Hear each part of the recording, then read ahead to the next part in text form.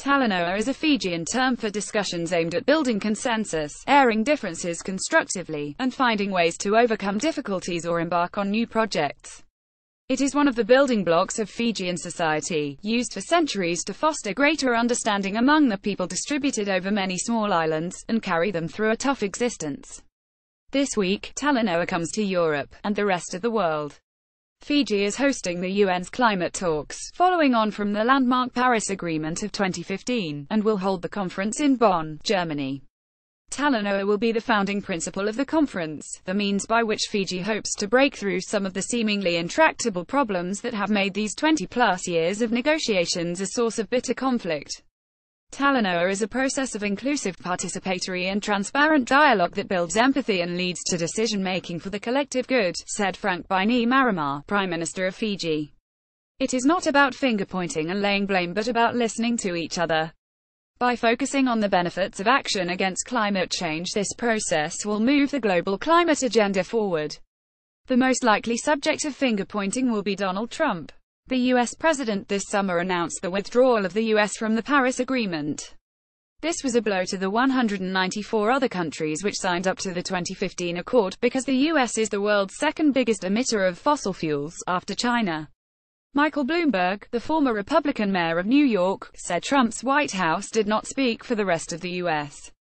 This week he'll help lead a delegation of U.S. mayors, governors and CEOs, and we will deliver a unified message. Americans remain committed to meeting our commitment under the Paris Agreement, no matter what happens in Washington.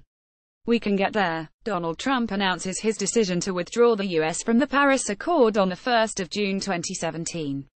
Photographs all lob up Getty Images, yet the divisions likely to be caused by Trump's stance should not be underestimated.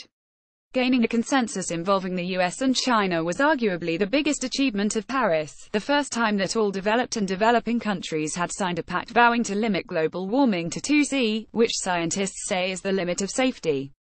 The history of the UN negotiations has been littered with attempts at such an agreement that fell short: the Kyoto Protocol of 1997, the Copenhagen Conference of 2009, so when the gavel came down on the Paris Agreement, it was an unparalleled landmark in the history of the world's fight against climate change. The negotiations under the UN on a global agreement have been going on since 1992. Meanwhile, the concentrations of greenhouse gases in the atmosphere have steadily increased, reaching levels not seen for 800,000 years. At Bonn, Trump's team are reportedly preparing to inflame the talks yet further, by concentrating on the supposed benefits of coal-fired power. Fiji hopes to confine the White House's activities to a sideshow. There are two substantive issues to be discussed at this conference, which will carry on whatever the U.S. position is. First is the ratchet, the means by which the pledges on emissions made at Paris will be increased in future years, in line with scientific advice. Second, and of huge importance to the hosts, is the question of adaptation to the effects of climate change. Adaptation was long a dirty word at climate change conferences. Civil society groups feared that espousing, and devoting money to, the means of staving off the worst effects of warming, walls against sea level rises, dikes and floating houses, changes to agriculture to grow heat-adapted crops, would distract attention from the urgent business of reducing emissions. For Fiji and other Pacific islands, however, the effects of climate change are already being felt, and finding ways to reduce their impact will be crucial in the years to come. One way round this has been to change the emphasis. Instead of adaptation, countries are now talking about resilience, a more positive term, suggesting empowerment and action, rather than giving in to a threat.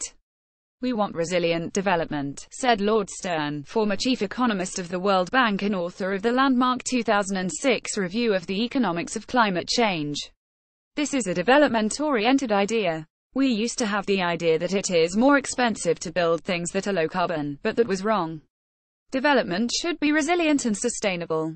Whenever I come across the word adaptation, I delete it and put in resilience.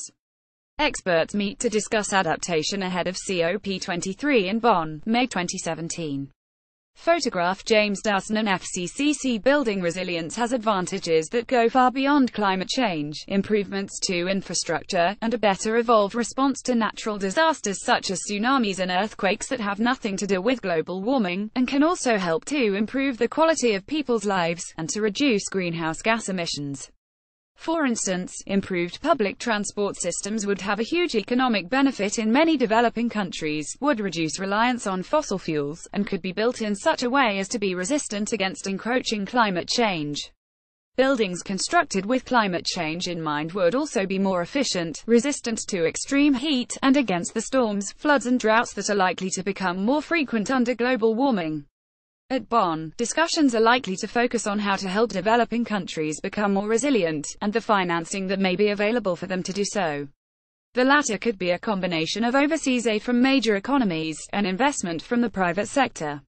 These discussions, however, are still at an early stage and there may be little concrete outcome on them from the talks other than a decision to keep talking.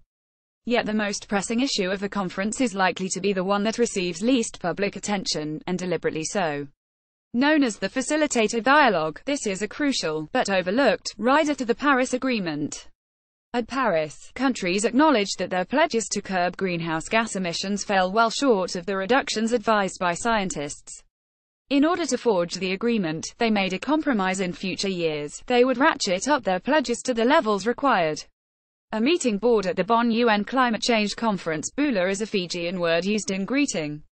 Photograph James Dowson, FCCC. This made agreement at Paris possible, but it effectively put off the toughest negotiations to future years of talks. The difficulty of resolving this should not be underestimated. Currently, none of the world's biggest emitters can agree on how any such ratchet mechanism would work.